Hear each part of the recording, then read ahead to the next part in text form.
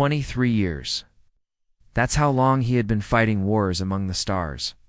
He had seen plasma cannons melt through asteroid belts, watched entire fleets disappear into black holes, and commanded victories that would be remembered for centuries.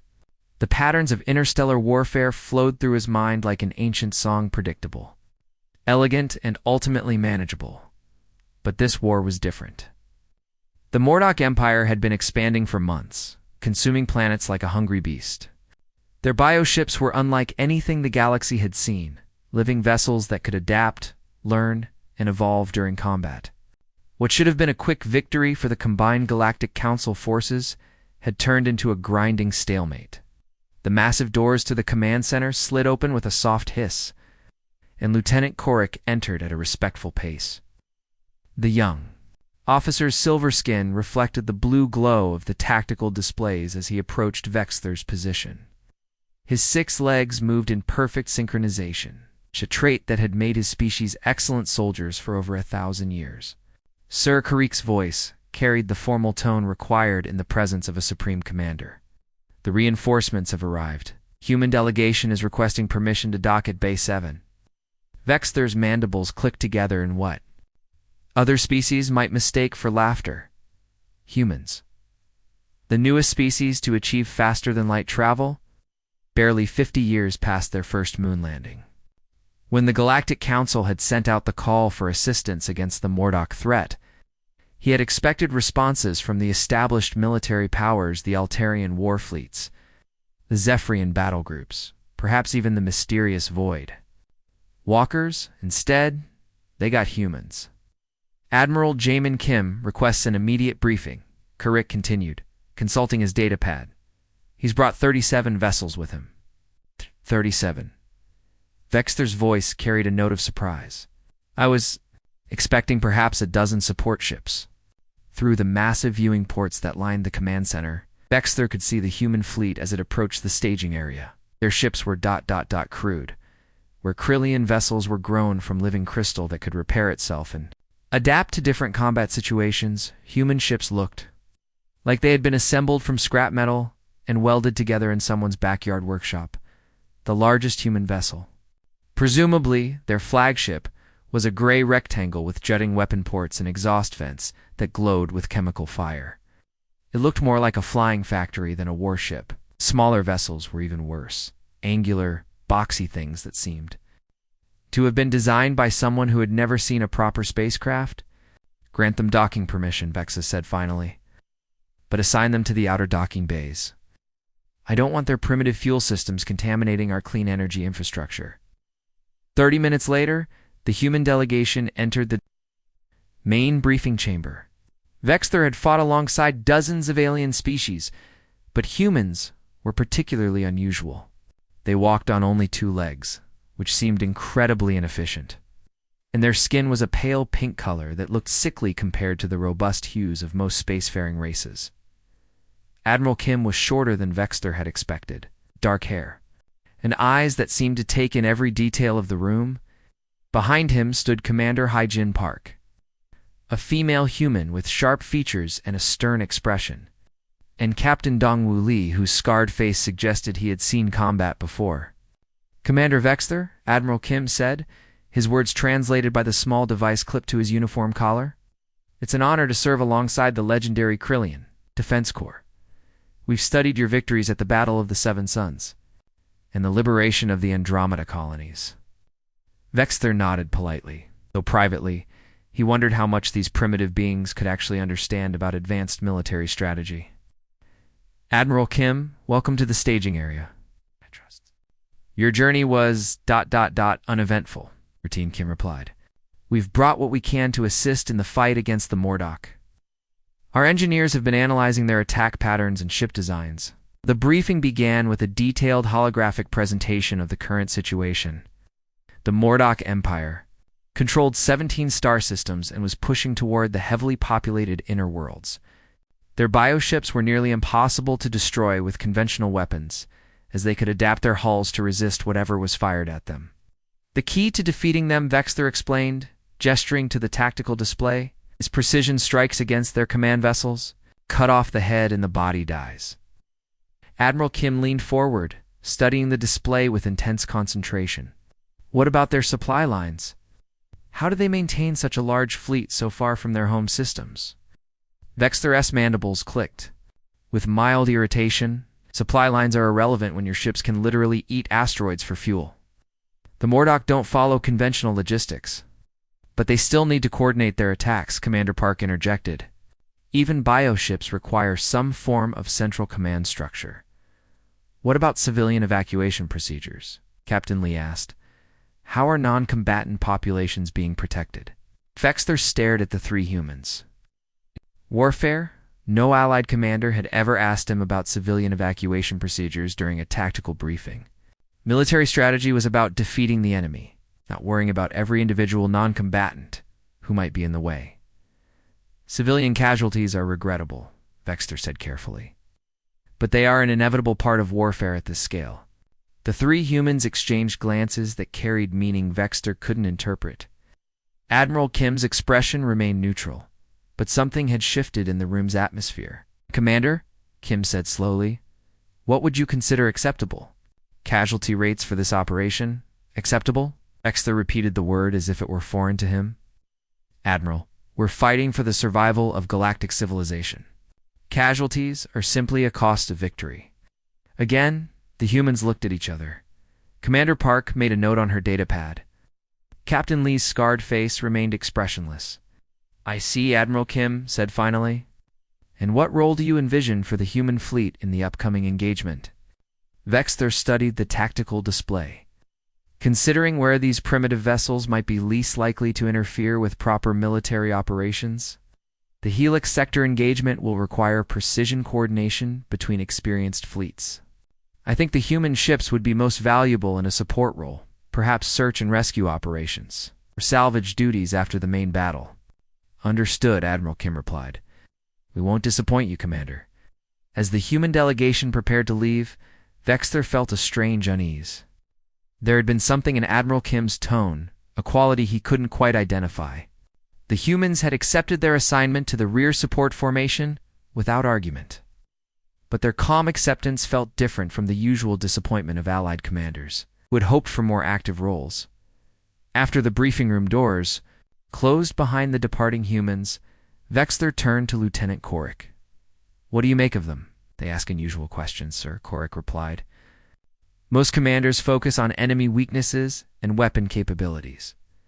The humans seemed more interested in peripheral concerns. Assign them to salvage duty, Vexthor decided. At least they can collect debris when this is over. And monitor their communications. I want to know what they're really planning. As night cycle descended over the staging area, Vexthor stood at the observation deck, watching the human fleet conduct what appeared to be routine maintenance operations. Their ships moved with surprising coordination, despite their crude appearance. Small shuttles ferried personnel between vessels, and the soft glow of welding torches suggested they were making modifications to their weapon systems. Perhaps Vexthor thought these humans might prove more useful than he had initially assumed. At the very least, their ships could serve as decoys or distractions during the main assault. And if they managed to salvage some useful Mordock technology after the battle, that would be an unexpected bonus. He had no way of knowing that everything he thought he understood about warfare was about to change forever. The morning alarm echoed through the massive Krillian flagship as dawn cycle began across the fleet. Vexthor had barely slept, his crystalline body humming with nervous energy. Today would be the day they finally pushed the Mordock forces back from the Helix sector, a strategic star system that controlled 3 major hyperspace routes. Standing on the bridge of his command ship, the crystal spear Vexthor gazed out at the assembled fleet. 250 Krillian vessels floated in perfect formation, their living crystal hulls reflecting starlight like a field of diamonds.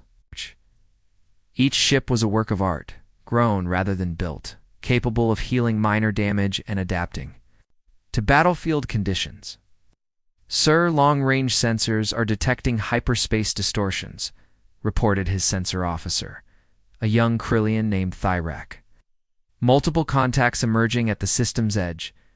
Commander Vexthor stretched his 4 muscular arms and settled into the command. chair that had been specially crafted for his crystalline body. The chair hummed softly as it adjusted to his weight.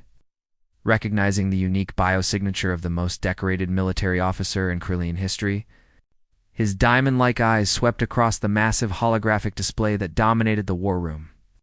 Each point of light representing a ship, a planet, or a potential battlefield.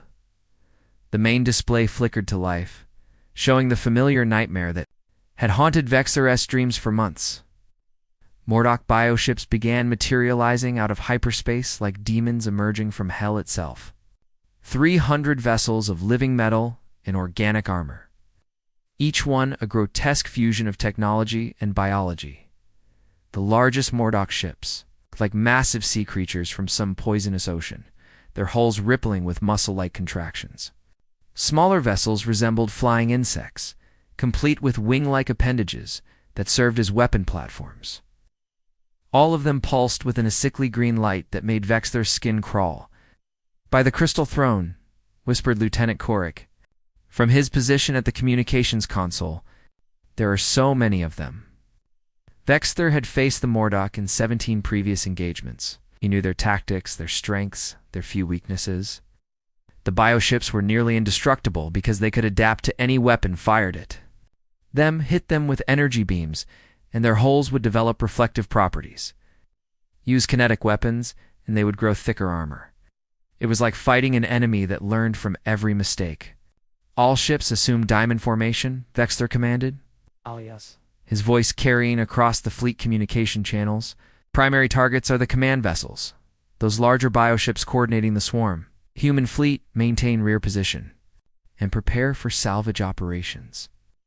On his tactical display, Vexthor could see the human ships arranged in a loose formation, several thousand kilometers behind his main battle line. The crude metal vessels looked even more pathetic when compared to the organic elegance of the Mordock bioships.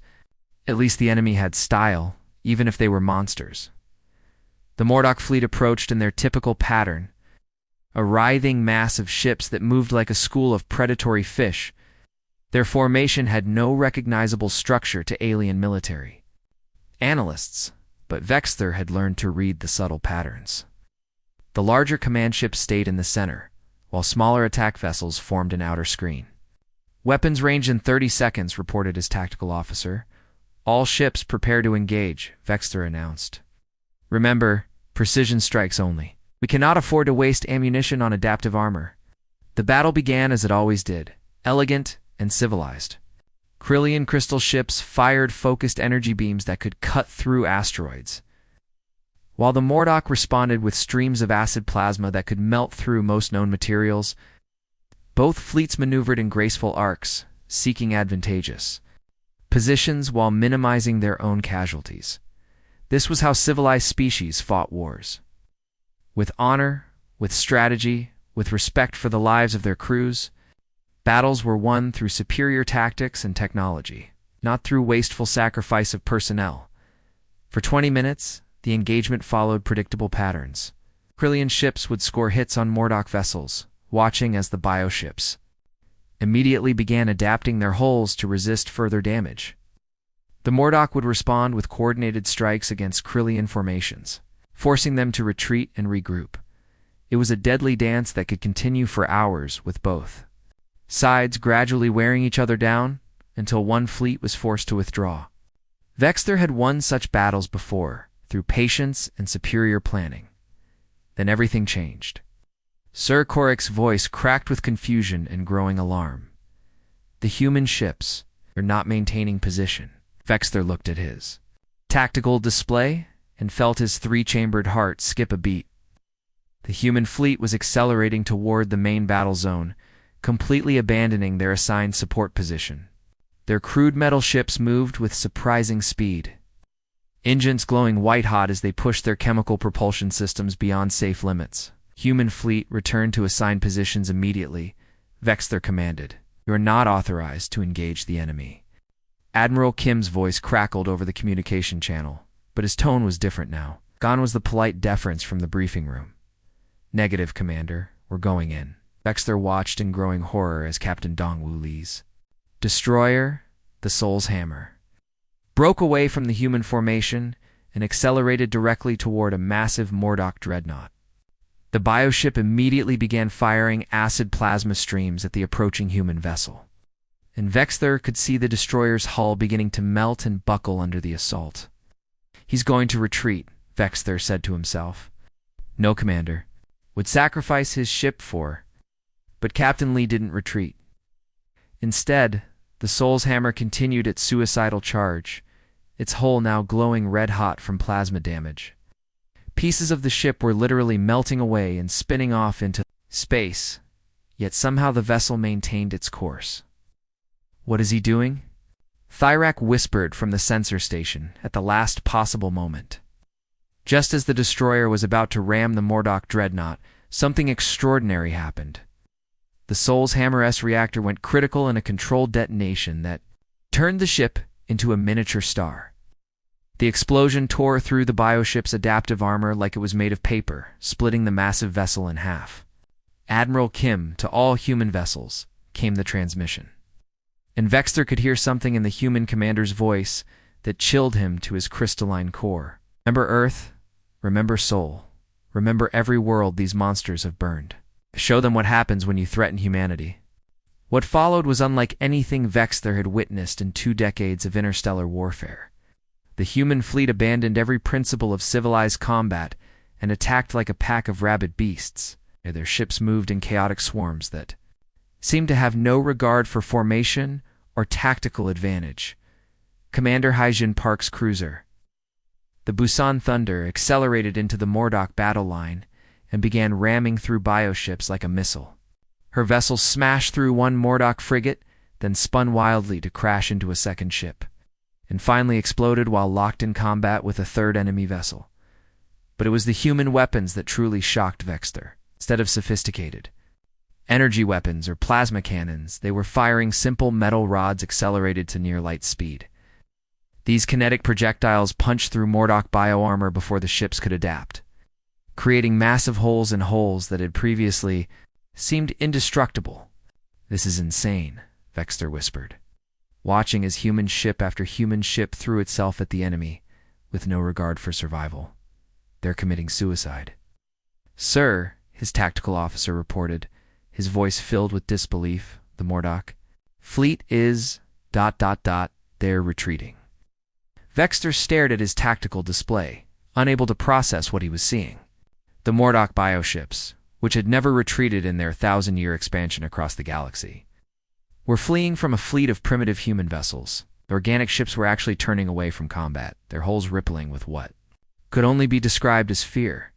How many human ships remain? Vexthur asked quietly. 37 operational vessels, sir. They've lost exactly half their fleet. Half their fleet. The humans had suffered casualties that would end the military.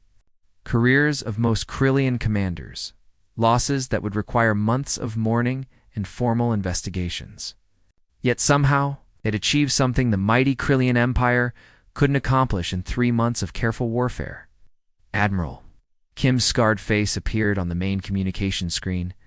His uniform was torn and bloody, suggesting his flagship had taken severe damage during the battle. But his eyes were calm, almost peaceful. Commander Vexthur, the Helix sector is clear of enemy forces. Requesting permission to pursue the retreating Mordock fleet. Vexthur could only stare at this small, pale creature who spoke of pursuit after losing half his command. Admiral... your casualties... your losses. Kim replied with a coldness that made Vexthur's crystalline skin frost over. My people volunteered for this mission knowing they might not return home.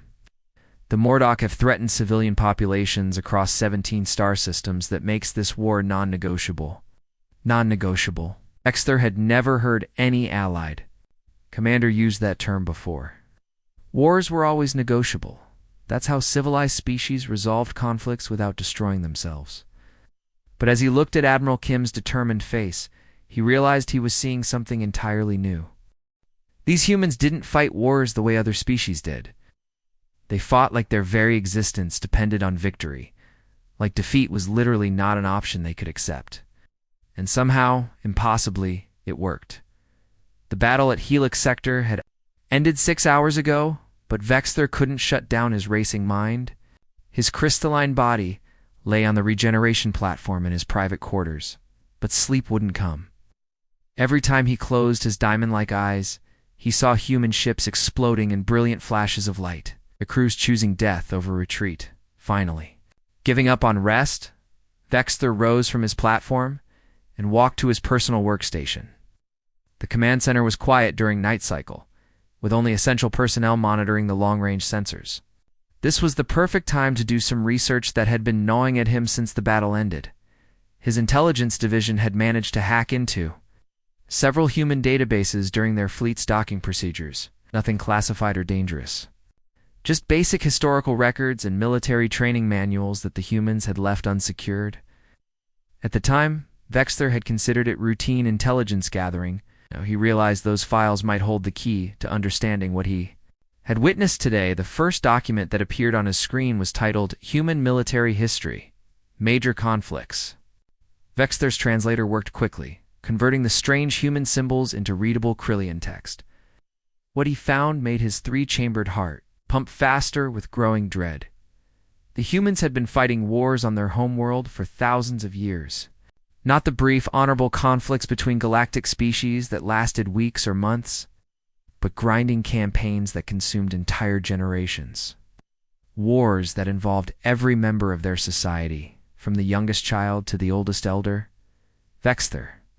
Read about something called World War II, where human nations had mobilized their entire populations for combat. Factories that once made toys and clothing were converted to produce tanks and aircraft.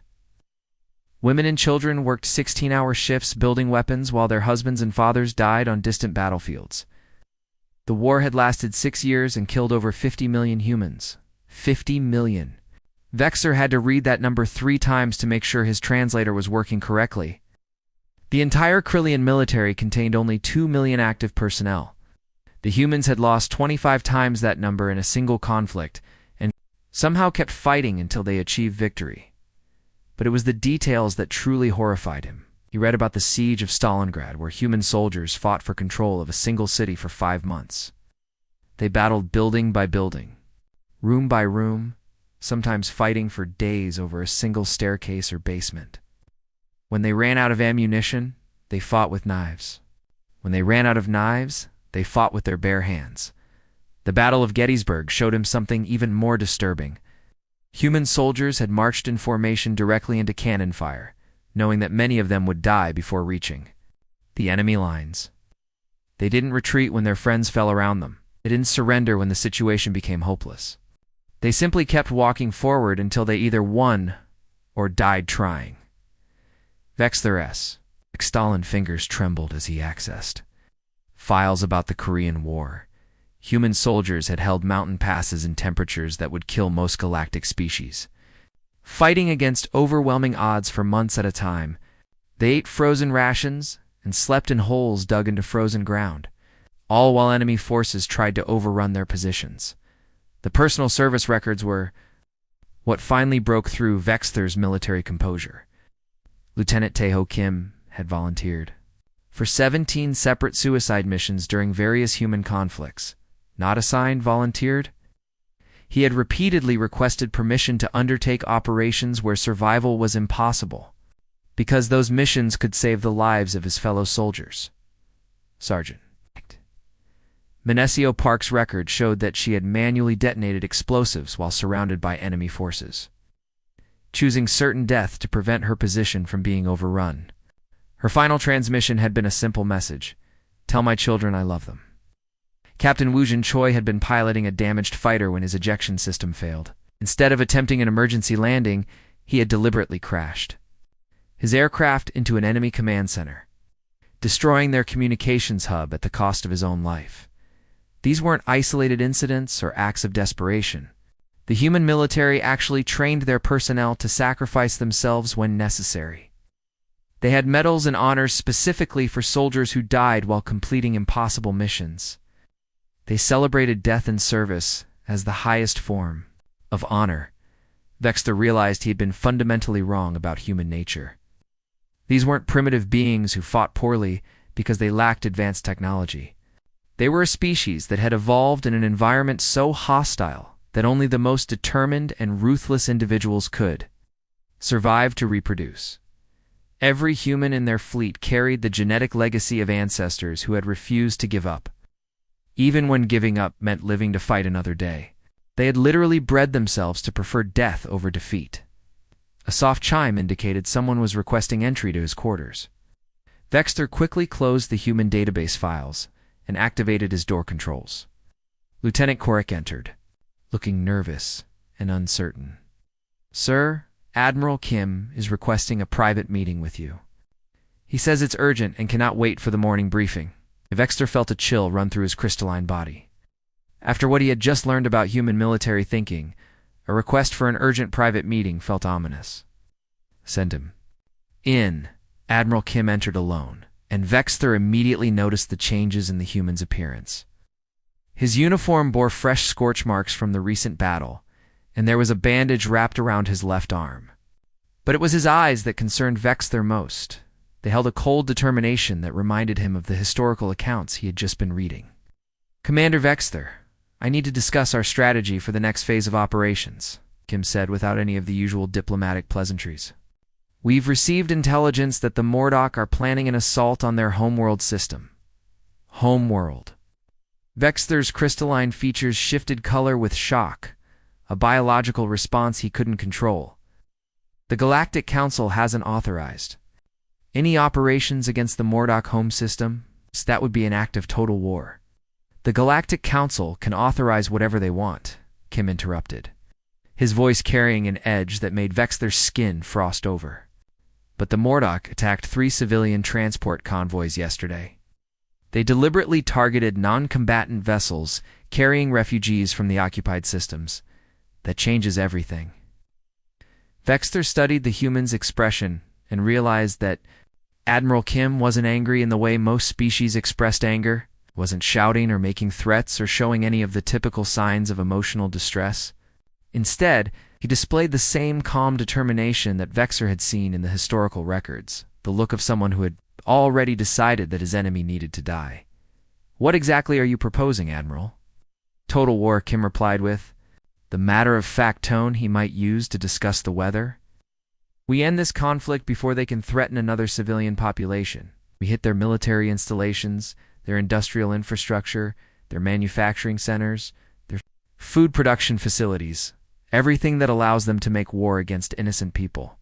Vexter felt his 3-chambered heart skip several beats.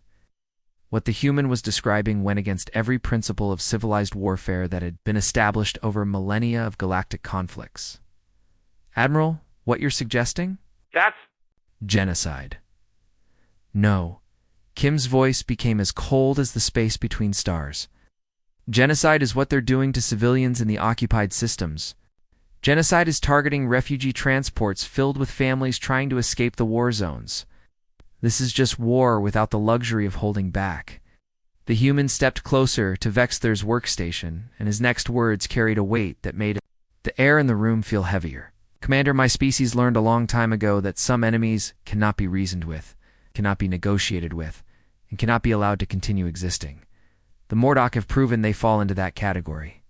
Vexter realized he was seeing something that no other galactic species had ever witnessed. A human military commander who had made the decision to completely destroy an enemy civilization. The calm certainty in Kim's voice suggested that this wasn't a hasty decision made in anger, but a calculated choice based on strategic necessity. "The other council species will never approve such an operation," Vexter said weakly. "Then they don't need to know about it until it's over," Kim replied. "My fleet can handle this mission alone. But I wanted to give you the opportunity to participate, out of respect for your military experience."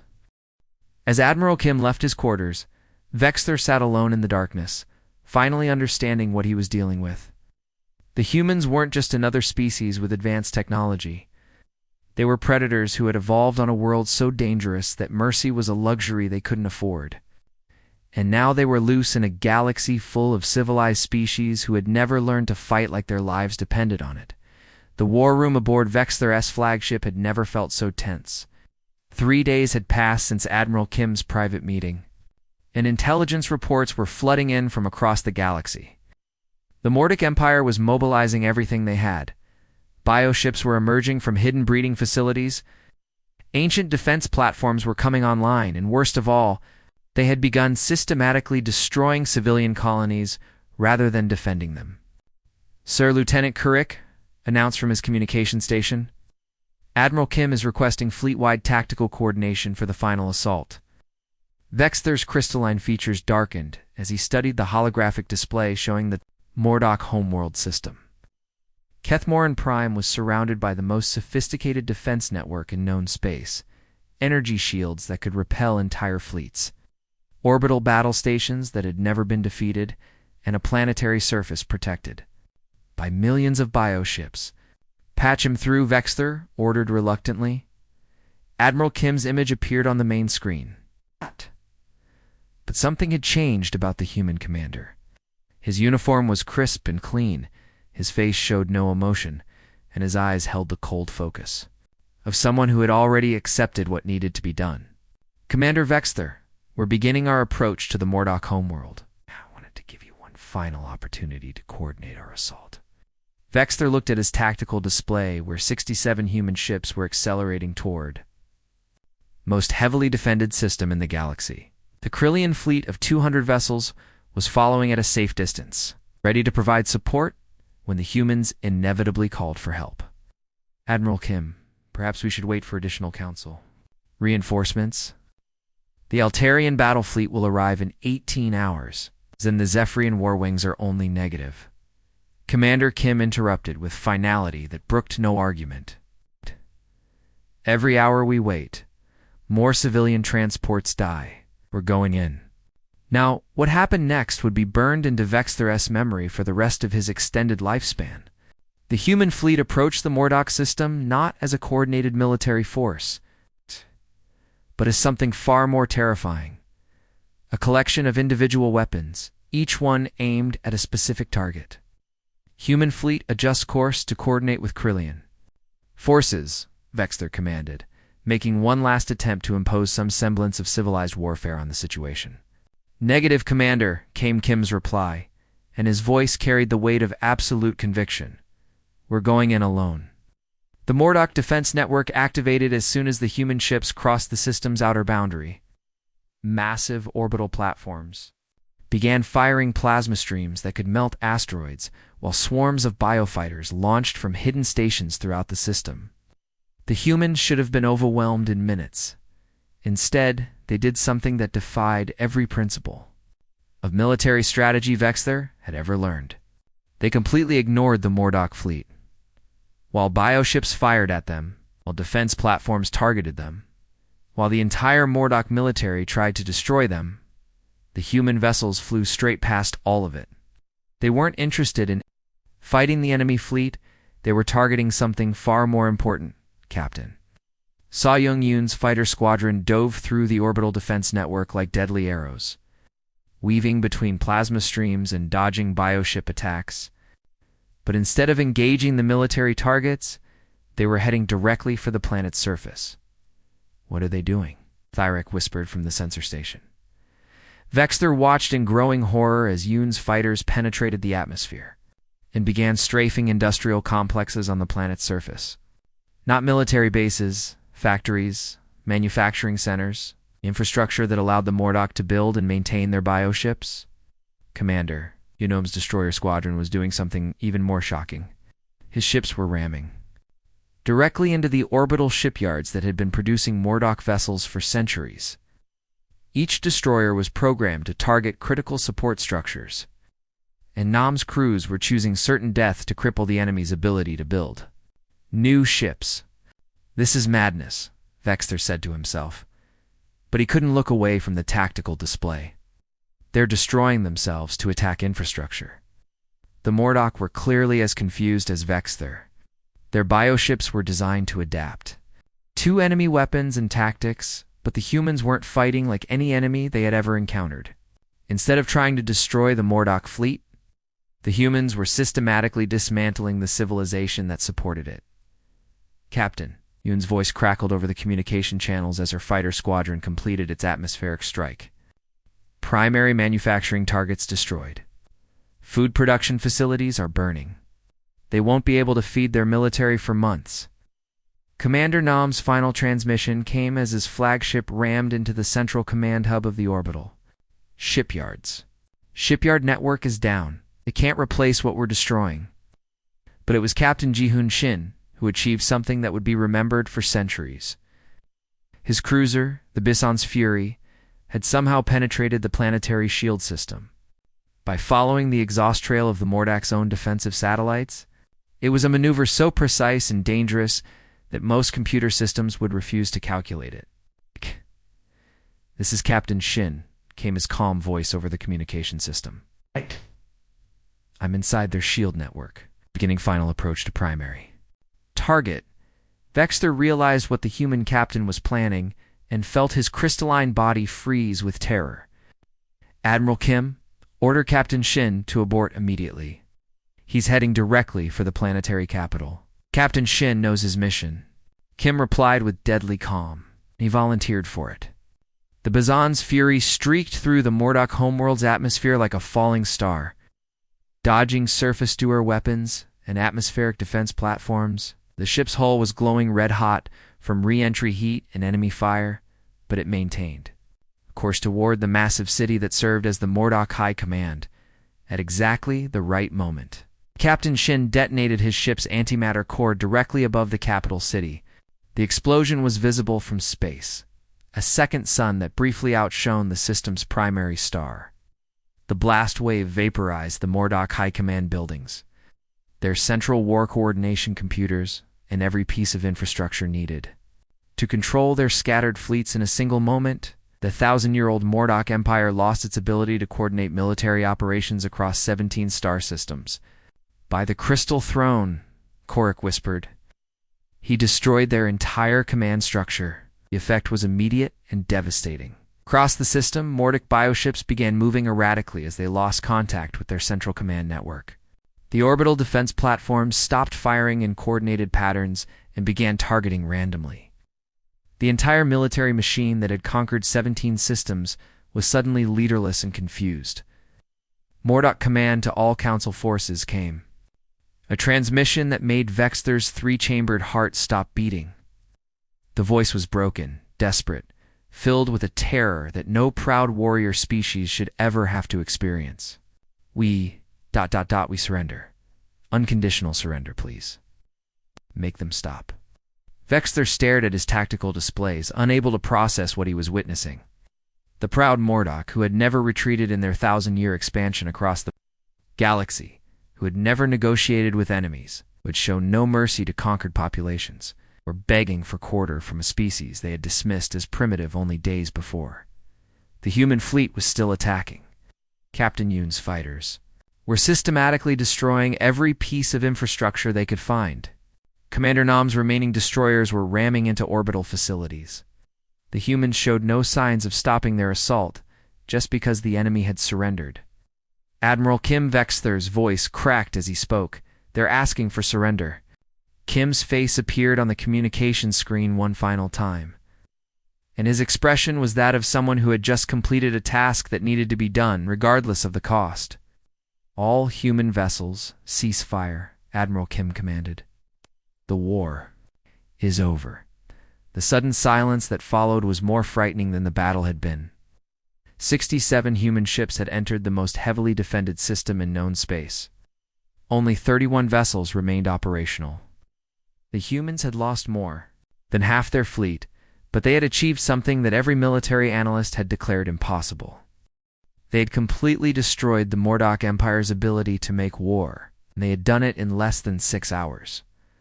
3 weeks after the fall of the Mordock Empire, the galaxy had become a very different place. News of humanity's devastating assault had spread through every star system, every space station, every diplomatic channel.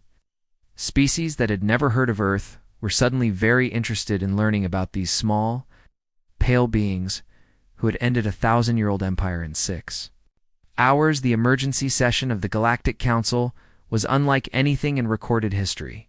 The massive space station orbiting Kepler 44 to be had been designed to accommodate the largest species in known space.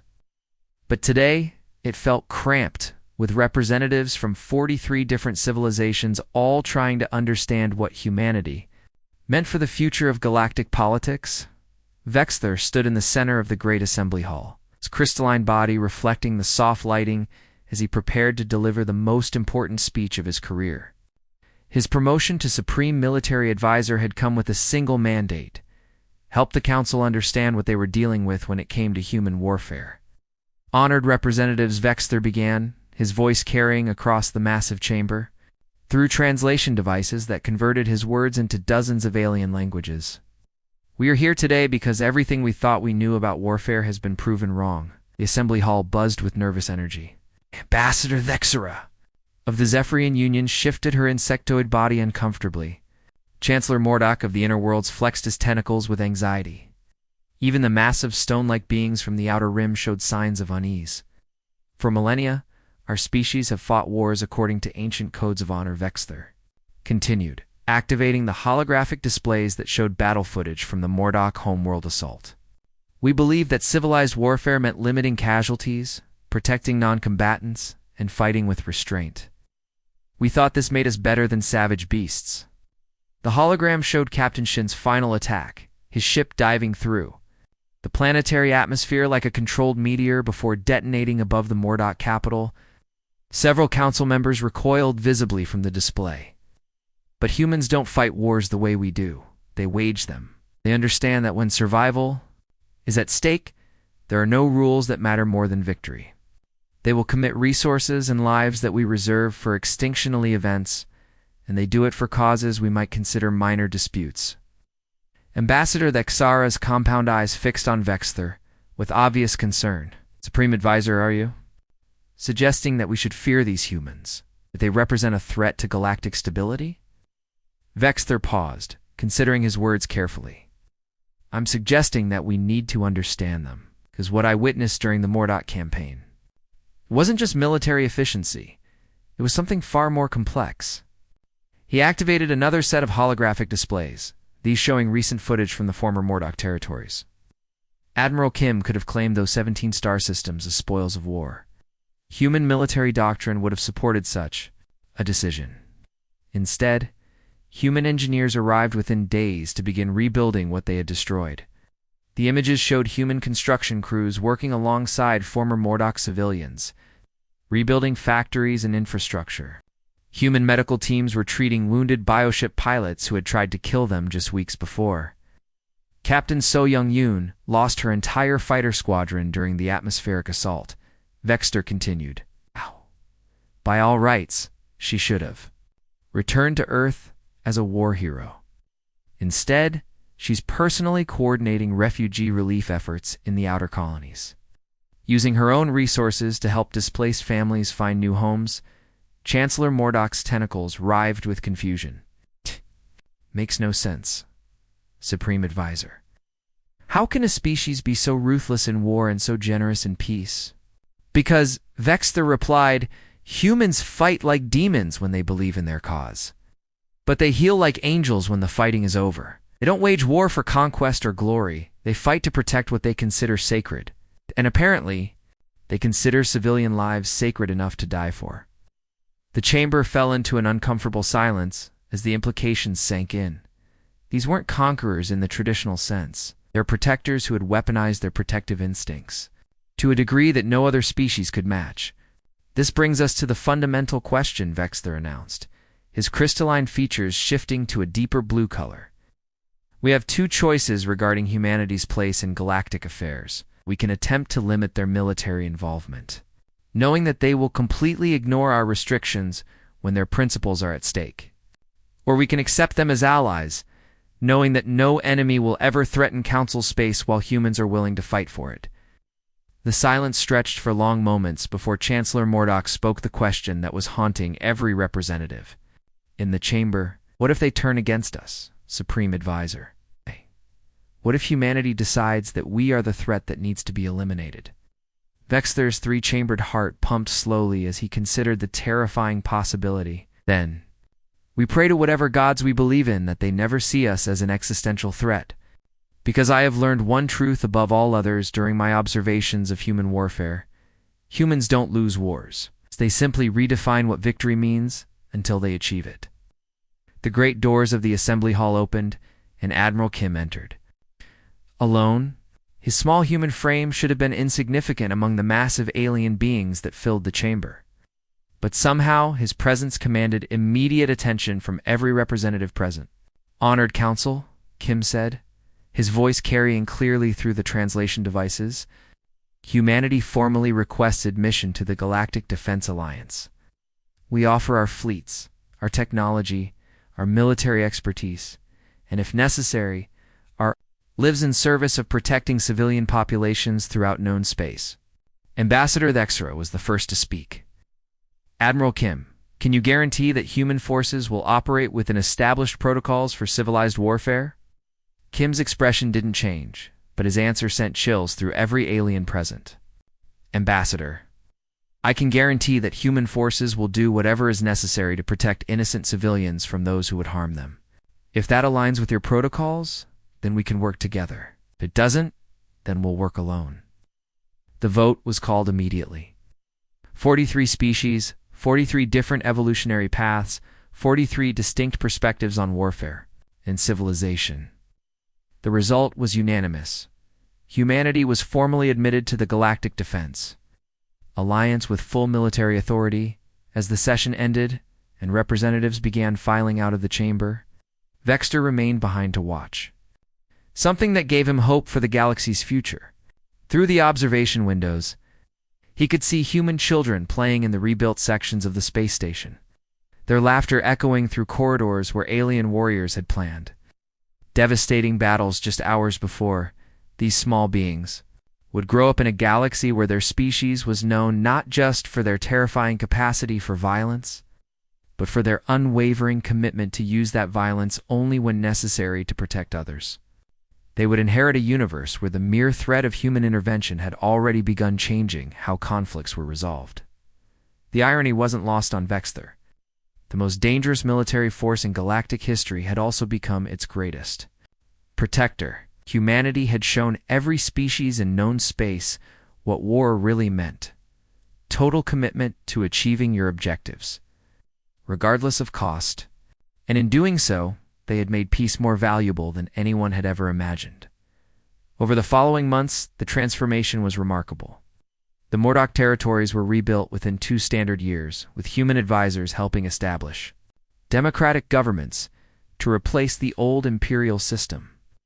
The bioships that had terrorized 17 systems were converted into agricultural vessels, using their adaptive technology to help feed refugee populations, most importantly, species throughout the galaxy that had been fighting bitter wars for centuries began looking for diplomatic solutions. Everyone knew that humans were watching, ready to intervene if civilized discourse failed and innocent civilians became targets. Vexter's final report to the council contained a single observation that would be quoted by military historians. "For generations, we thought we understood war because we fought with honor and followed ancient codes. Humans understand war because they know when honor becomes a luxury that no one can afford. They fight without rules when the alternative is allowing evil to triumph. May we never forget the difference, and may we never give them reason to see us as the evil that needs to be stopped." The galaxy had learned to fear human warfare. More importantly, it had learned to trust human judgment about when such warfare was necessary. And in that trust, a new kind of peace was born. One protected not by treaties or negotiations, but by the knowledge that somewhere among the stars, humans were watching and waiting, ready to unleash hell on anyone who threatened the innocent. The end.